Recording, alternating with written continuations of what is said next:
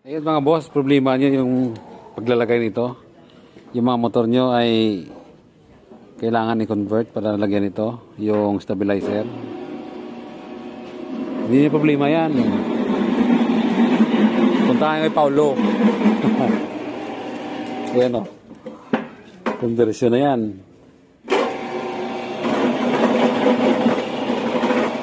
Diba? Mamaya makita nyo. Ang ganda na to. Wala kasing paglalagyan to ng ano eh. Walang paglalagyan ng stabilizer. So ginawa niya paraan to. Yan, di ba? So para malagay lang to. Ano yan? Legit yan, legit. Oh, ito mga bracket to.